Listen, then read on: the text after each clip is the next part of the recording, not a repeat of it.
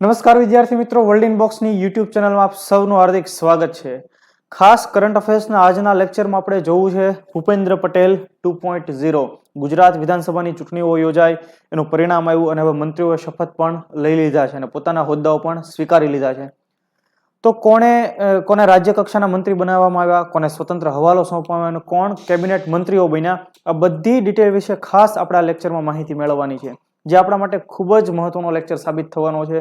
તલાટી માટે, junior clerk માટે વગેરેની પરીક્ષામાંથી સીધા સવાલો નીકળવાના છે. એટલે હું તમને જ્યાં જ્યાં ખાસ કહું કે આ મુદ્દામાંથી સવાલ નીકળવાના એ તમે ધ્યાન રાખજો. બીજું કે તમારે એની શોર્ટ નોટ કેવું બનાવવાની જરૂર નથી. આ જે પીપીટી છે એની પીડીએફ ફાઇલ તમને મળી જવાની છે વર્લ્ડ ઇનબોક્સની ટેલિગ્રામ ચેનલમાં. બરાબર, તો આપણે શરૂ કરીએ. ભૂપેન્દ્ર પટેલ 2.0. એ પહેલા વર્લ્ડ ઇનબોક્સનું લેટેસ્ટ મેગેઝિન આજે 2 જાન્યુઆરી છે, તો 4 જાન્યુઆરી કે 3 જાન્યુઆરી આવતીકાલ અથવા તો પરમ દિવસની અંદર તમને મળી જશે તમારા નજીકના સ્ટોર પરથી. આવનારી પરીક્ષાની અંદર આમાંથી સવાલો પૂછવાની સંભાવના વધુ છે. તમને લોકોને ખ્યાલ પણ છે કે વર્લ્ડ ઇનબોક્સ મેગેઝિનમાંથી સીધા સવાલ નીકળતા હોય છે. તો તમે લોકો આ મેગેઝિન વાંચતા રહેતા હો તો નજીકના કોઈ પણ સ્ટોર પરથી તમને મળી જશે 1 કે 2 દિવસમાં. આપણે જોઈએ ભૂપેન્દ્ર પટેલ 2.0. એ પહેલા આજનો દિવસ કે 2 જાન્યુઆરીએ કયા દિવસ તરીકે સેલિબ્રેટ કરવામાં આવતો હોય છે. આપણે દરેક કરંટના લેક્ચરની અંદર ખાસ દિવસો પણ જોતા રહેતા હોઈએ છીએ. તો 2 જાન્યુઆરી એટલે નેશનલ સાયન્સ ફિક્શન ડે. હવે મેં તમને કીધેલું છે ભાઈ, કોઈ યુનાઇટેડ નેશન્સ કોઈ દિવસ ઉજવતો હોય તો એ આંતરરાષ્ટ્રીય દિવસ હોય, એને વૈશ્વિક ધોરણે સેલિબ્રેટ કરવામાં આવતો હોય. અને જ્યારે નેશનલ શબ્દ આવે ત્યારે કોઈ સ્થાનિક ધોરણે હોય. અને આપણે ભારતની અંદર ઉજવાતા જે નેશનલ બધા ડેઝ છે એ તો ભણતા રહેતા હોય છે, પણ આ એક એવો દિવસ છે કે જે અમેરિકામાં સેલિબ્રેટ કરવામાં આવે છે. જોઈએ આપણે કે નેશનલ સાયન્સ ફિક્શન ડે 2 જાન્યુઆરી ખાસ કરીને કયા દેશની અંદર અમેરિકામાં સેલિબ્રેટ થાય છે અને એ કોનો જન્મદિવસ છે?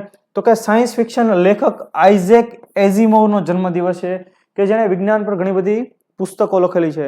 મૂળ રશિયન વ્યક્તિ, અમેરિકા એટલે રશિયાની પણ નાગરિકતા એની પાસે હતી, યુએસએસઆર ની નાગરિકતા પણ હતી અને છેલ્લે પછી અમેરિકાની નાગરિકતા પણ એમની પાસે હતી. એટલે મૂળ આપણે એમ કહી શકીએ કે અમેરિકન સાયન્સ ફિક્શન રાઇટર હતા એઝિમોવ, આઇઝેક એઝિમોવ. તો એમનો જન્મદિવસ 2 જાન્યુઆરી નેશનલ સાયન્સ ફિક્શન ડે તરીકે સેલિબ્રેટ થતો હોય છે. American writer, professor of biochemistry at Boston University, અમેરિકાની બોસ્ટન યુનિવર્સિટીમાં બાયોકેમિસ્ટ્રીના પ્રોફેસર હતા અને આ ઉપર એમણે ઘણી બધી કિતાબો લખી, પુસ્તકો લખ્યા. એટલે અમેરિકાની અંદર કેટલાક ઓર્ગેનાઇઝેશન 2 જાન્યુઆરી એટલે કે આજના દિવસને નેશનલ સાયન્સ ફિક્શન ડે તરીકે સેલિબ્રેટ કરતું હોય છે. તો આજનો સિમ્પલ દિવસ છે, આપણે યાદ રાખી લઈએ 2 જાન્યુઆરી નેશનલ સાયન્સ ફિક્શન ડે. આવા સવાલો પરીક્ષામાં પૂછાય છે એટલા માટે. ત્યાર પછી આપણે જોઈએ ભૂપેન્દ્ર પટેલ 2.0, ગુજરાતનું નવું મંત્રીમંડળ. આમાંથી ખાસ કયાથી સવાલો નીકળશે, કયા મંત્રીઓને આપણે યાદ રાખવા જોઈએ, બધી જ બાબતો આપણે જોવાની છે. એ પહેલા આપણે એક રીતે ઇલેક્શન એટ ગ્લાન્સ એક એના ઉપર ઉડતી નજર ફેરવી લઈએ એટલે આપણને ખ્યાલ પડે કે હા આ પ્રકારના પરિણામો આવ્યા. તો જુઓ, પહેલા તો કેટલામી વિધાનસભાની ચૂંટણી હતી આપણી ગુજરાતની? તો કે 15મી ગુજરાત વિધાનસભા ચૂંટણી, જેમાં ભારતીય જનતા પાર્ટીને કેટલી બેઠકો મળી? 156 બેઠકો, જે એક વિક્રમ છે ભાઈ, એક રેકોર્ડ છે.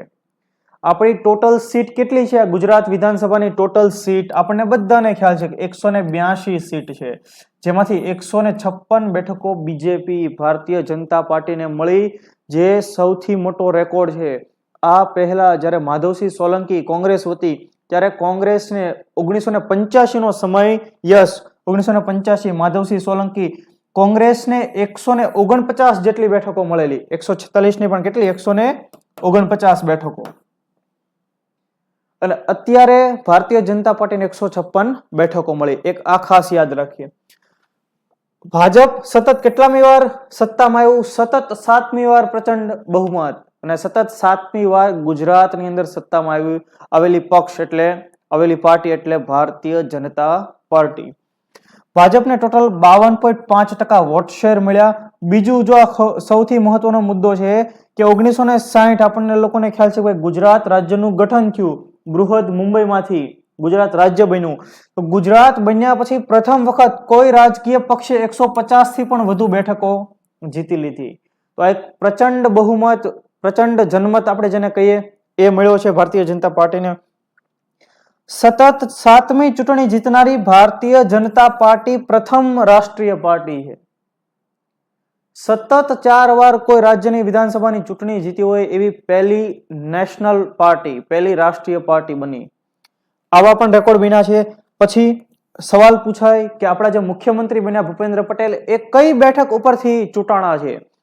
જો જ્યાં સુધી નરેન્દ્ર મોદી ગુજરાતના મુખ્યમંત્રી હતા ત્યાર પછીની પરીક્ષામાં સવાલ પૂછાણો કે ભાઈ પહેલી વાર કઈ બેઠક ઉપરથી જીતેલા, સામાન્ય રીતે કઈ બેઠક ઉપરથી જીતતા હોય છે વગેરે વગેરે. તો અત્યારે જે ભૂપેન્દ્ર પટેલ આપણા મુખ્યમંત્રી બન્યા છે તો એ કઈ બેઠક ઉપરથી વિજેતા બન્યા? તો કે અમદાવાદની ઘાટલોડિયા બેઠક પરથી તેઓ વિજેતા બન્યા છે અને ખૂબ સારા માર્જિનથી જીત્યા પણ છે. તમે જો 1,92,263 જેટલા વોટથી તેઓ વિજેતા બન્યા છે. એ બહુ નાનો આંકડો ગણી શકાય નહીં. ત્યારબાદ આપણે જોઈએ શપથ સમારોહ ક્યાં યોજાણો? ગાંધીનગર જ યોજાય. બટ ઓબ્વિયસ વસ્તુ છે. તો હેલિપેડ ગ્રાઉન્ડ, નવું સચિવાલય કેમ્પસ ગાંધીનગરની અંદર શપથ ગ્રહણ સમારોહ યોજાયો. ગુજરાતના રાજ્યપાલ આચાર્ય દેવવ્રત સાહેબે મુખ્યમંત્રીને, બીજા મંત્રીઓને શપથ લેવડાવ્યા હતા અને ખૂબ ભવ્ય રીતે યોજાયેલા આ શપથ ગ્રહણ સમારોહની અંદર ગુજરાતના પૂર્વ મુખ્યમંત્રી અને દેશના વર્તમાન વડાપ્રધાન, લોકલાડીલા વડાપ્રધાન નરેન્દ્ર મોદીએ પણ હાજરી આપી. કેન્દ્રીય ગૃહમંત્રી અને કેન્દ્રીય સહકારિતા મંત્રી અમિત શાહે પણ હાજરી આપી અને આ રીતે આ લોકોનો શપથ ગ્રહણ સમારોહ યોજાયો હતો. જો ગુજરાતના રાજ્યપાલ આચાર્ય દેવવ્રતે 17મા મુખ્યમંત્રી તરીકે ભૂપેન્દ્ર પટેલને શપથ લેવડાવ્યા, બીજા મંત્રીઓને શપથ લેવડાવ્યા. તો ભૂપેન્દ્ર પટેલ કેટલામાં મુખ્યમંત્રી છે? તો કે 17મા મુખ્યમંત્રી છે. તો આ ખાસ મુદ્દો ધ્યાને લેવાનો છે આપણે. બીજું, ગુજરાત વિધાનસભાની કેટલામી ચૂંટણી છે? તો કે 15મી ચૂંટણી છે. ત્યાર પછી જે 8 જેટલા મંત્રીઓએ શપથ લીધેલા છે, કેબિનેટ મંત્રીઓએ, રાજ્ય કક્ષાના અને સ્વતંત્ર હવાલો ધરાવતા નહીં પણ કેબિનેટ મંત્રીઓ, એમાં એક મહિલા મંત્રીનો પણ સમાવેશ થાય છે. એકમાત્ર મહિલા મંત્રી. તમને એનું સીધું નામ પૂછી લે. જો હું તમને કઈ દિશામાં લઈ જાઉં છું એ તમે ખાસ ધ્યાન આપજો. સવાલ પૂછાય કે તાજેતરમાં ભૂપેન્દ્ર પટેલ 2.0માં સમાવેશ થયેલા એકમાત્ર મહિલા મંત્રીનું નામ જણાવો. કેબિનેટ મંત્રી જેનું નામ છે ભાનુબેન બાબરિયા. હું તમને હમણાં દરેક મંત્રીઓની પણ ડિટેલ કહું છું એટલે ચિંતા કરવાની જરાય જરૂર નથી. બીજું, અધ્યક્ષ કોણ હતા, પ્રોટેમ સ્પીકર કોણ હતા અને ઉપાધ્યક્ષ કોણ હતા? મેં અહીંયા તમને અલગ કલર એટલા માટે આપ્યો, આ તો તમને આવડવું જ જોઈએ. આ જો ન આવડતું પરીક્ષા દેવા જવાય નહીં. 15મી વિધાનસભાના અધ્યક્ષ તરીકે શંકર ચૌધરીની નિયુક્તિ થઈ. સર્વાનુમતે, વિપક્ષે પણ એમાં સહકાર આપ્યો. તો 15મી વિધાનસભાના અધ્યક્ષ તરીકે શંકર ચૌધરી. પણ શંકર ચૌધરીને અધ્યક્ષ બનાવવા માટેની કામગીરી શરૂ કરનાર પ્રોટેમ સ્પીકર કોણ હતા? તો એ હતા યોગેશ પટેલ.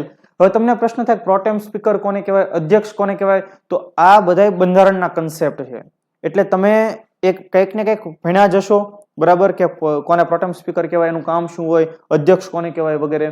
તો ગુજરાત વિધાનસભાના અધ્યક્ષ શંકર ચૌધરી, એમને અધ્યક્ષ બનાવવા માટેની પ્રક્રિયા શરૂ કરનાર પ્રોટેમ સ્પીકર યોગેશ પટેલ અને વિધાનસભાના ઉપાધ્યક્ષ કોણ? તો કે જેઠાભાઈ ભરવાડ.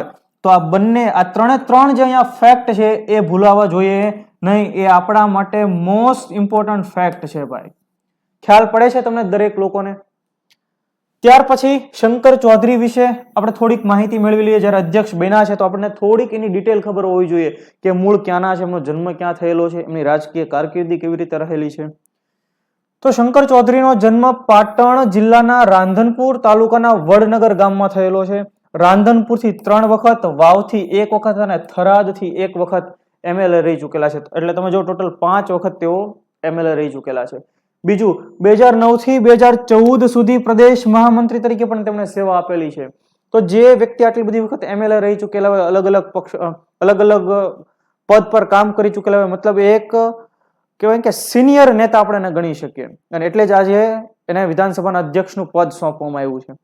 બીજું કે તેઓ વર્ષ 2015 થી બનાસકાંઠા જિલ્લા સહકારી દૂધ ઉત્પાદક સંઘ, ફરીવાર બનાસકાંઠા જિલ્લા સહકારી દૂધ ઉત્પાદક સંઘના ચેરમેન તરીકે પણ કાર્યરત છે. ક્યારથી? વર્ષ 2015 થી. તો આ શંકર ચૌધરીની કેટલીક ડિટેલ થઈ, આપણે યાદ રાખવી જોઈએ એમના વિશે. ત્યારબાદ આપણે જોઈએ તમારા માટે એક માહિતી નાની એવી, ઘણા લોકો ફોન કરતા હોય, મેસેજ કરતા હોય, મેલ કરતા હોય, ભાઈ નવી બેચ ક્યારે શરૂ થશે વગેરે. તો જો તમે પીએસઆઈ ની બેચ શારીરિક કસોટી, પ્રિલિમ અને મુખ્ય પરીક્ષા આ ત્રણેય તબક્કાઓ માટેની batch world box academy Gandhinagar ખાતે શરૂ થવાની છે. ક્યારથી? તો કે આવનારી 19 તારીખથી, 19 જાન્યુઆરી 2023 થી. સમય તમે ખાસ નોંધી લેજો, સવારે 8 થી 12:30, એટલે ખૂબ થોડોક વધારે સમય ગણી શકાય. જનરલ બેચની અંદર સામાન્ય રીતે 2 કલાકનો સેશન રહેતો હોય, તો આ તમે જોવો તો 4.5 કલાકનો સેશન છે. અહીંયા તમને એની બધી ડિટેલ આપેલી છે.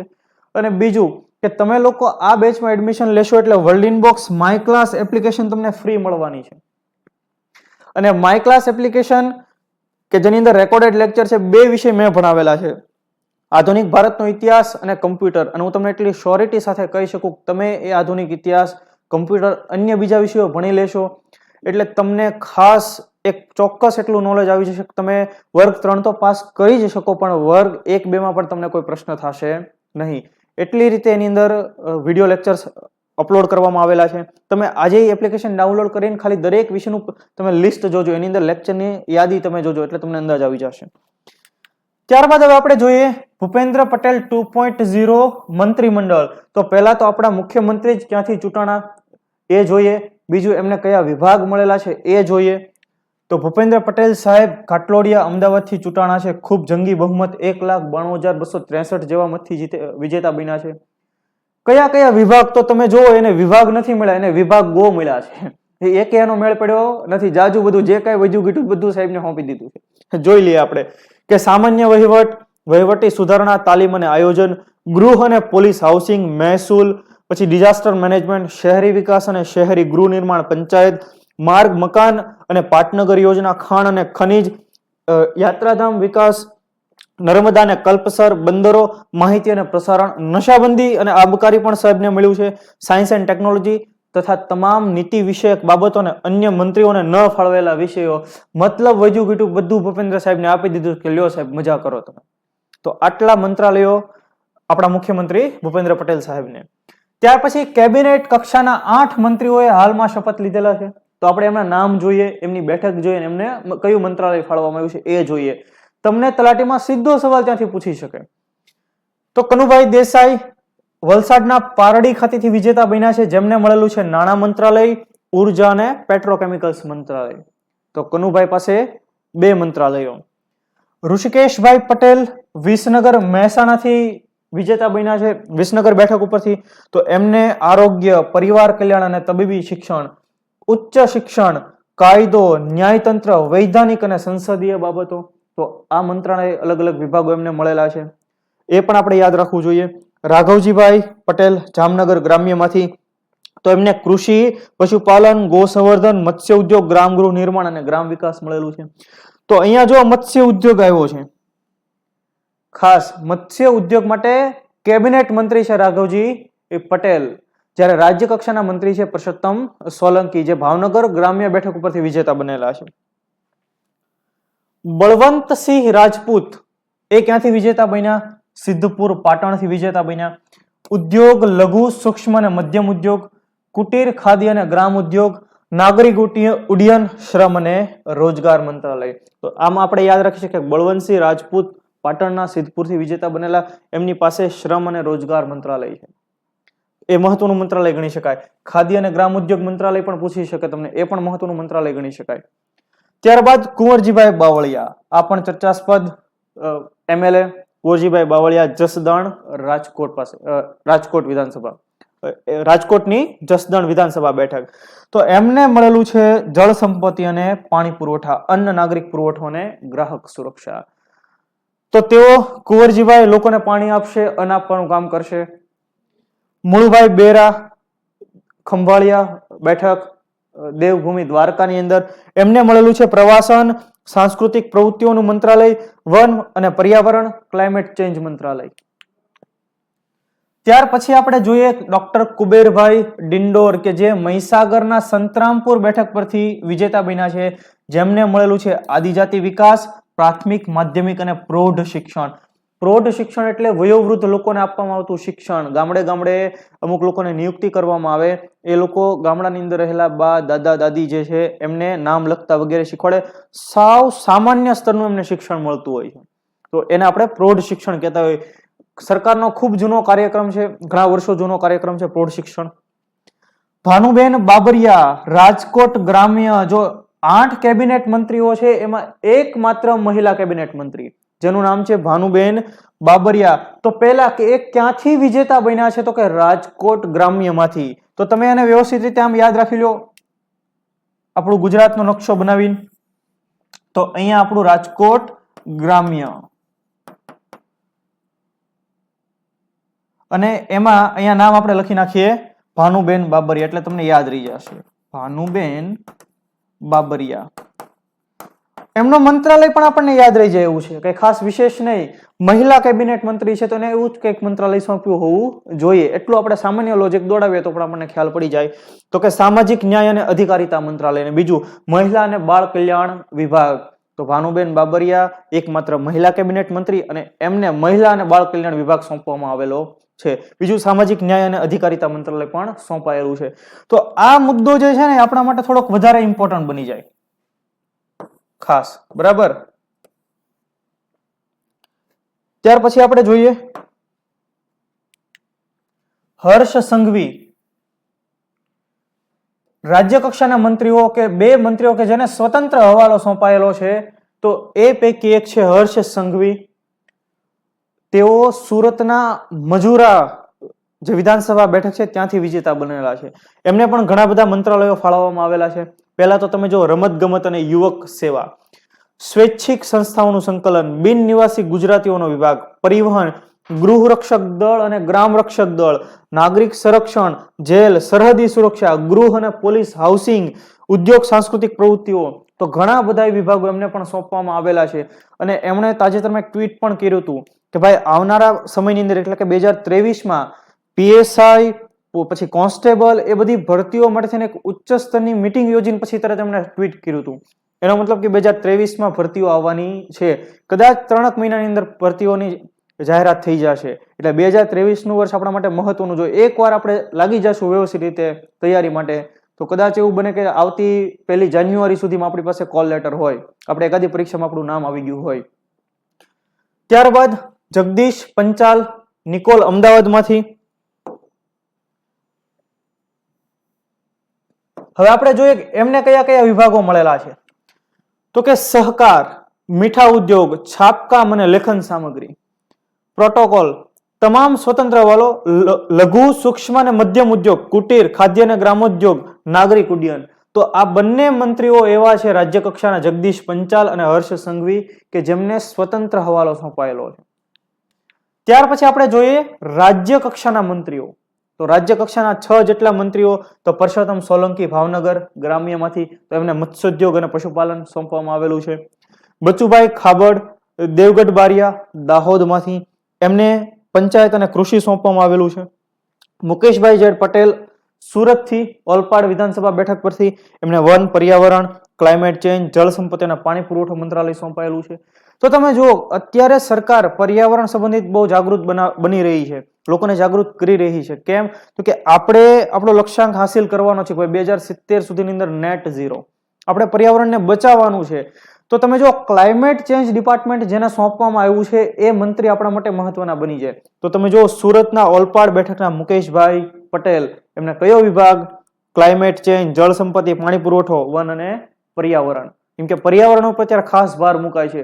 બીજું બીટગાર્ડ વનરક્ષકની જે તૈયારી કરે છે એના માટે પણ એ મંત્રાલય ખૂબ મહત્વનું, એ મંત્રી પણ ખૂબ મહત્વના. પ્રફુલ્લ પાનેસરિયા કામરેજ સુરત બેઠક પરથી. તો જો સુરતના મંત્રીઓ જાજા છે. સંસદીય બાબતો, પ્રાથમિક, માધ્યમિક અને પ્રૌઢ શિક્ષણ. પણ આ કેવા મંત્રી છે? રાજ્ય કક્ષાના મંત્રી છે. ભીખુસિંહ પરમાર અરવલ્લી મોડાસા, તો એમને મળેલું છે અન્ન અને નાગરિક પુરવઠો, સામાજિક ન્યાય અને અધિકારિતા મંત્રાલય. અને ત્યાર પછી છે કુંવરજી હળપતિ માંડવી સુરત, તો એમને આદિજાતિ વિકાસ, શ્રમ અને રોજગાર, ગ્રામ વિકાસ. તો સુરત ખાસ ડોમિનેટ કરે છે મંત્રીમંડળની અંદર, ઘણા બધા મંડળો એમને મળેલા છે. ત્યારબાદ એક નાની એવી માહિતી તમારા માટે. કે વર્લ્ડ ઇનબોક્સ એકેડમી ગાંધીનગર ખાતે જીપીએસસી ક્લાસ 1-2 માટે એક સ્પેશિયલ બેચ શરૂ થવા જઈ રહી છે. જીપીએસસી ક્લાસ 1-2 આવનારા સમયની અંદર જીપીએસસી ની પણ ભરતીઓ આવવાની છે. આ જે બેચ શરૂ થાય છે, પહેલા તમે એની તારીખ જોઈ લો કે ભાઈ 6 ફેબ્રુઆરી 2023. એનો મતલબ કે હજી એપ્રોક્સિમેટ 1 મહિનાથી પણ વધારે સમય છે. તમારું લોકોનું કઈ આયોજન હોય કે ભાઈ 2023 ની જીપીએસસી પ્રોપર પ્રિપરેશન સાથે આપવી છે, તો આ બેચ તમને ખૂબ જ મદદરૂપ થવાની છે. કેમ? તો કે એમાં પ્રિલિમ, મેઇન્સ અને ઇન્ટરવ્યુ ત્રણ માટે થઈને આયોજન થયેલું છે. એટલે કે આ બેચ તમને પ્રિલિમની પ્રિપરેશન કરાવશે, મેઇન્સની પણ કરાવશે અને ઇન્ટરવ્યુની પણ કરાવશે. ખ્યાલ પડે છે? બેચનો સમય બપોરે 1 થી 6.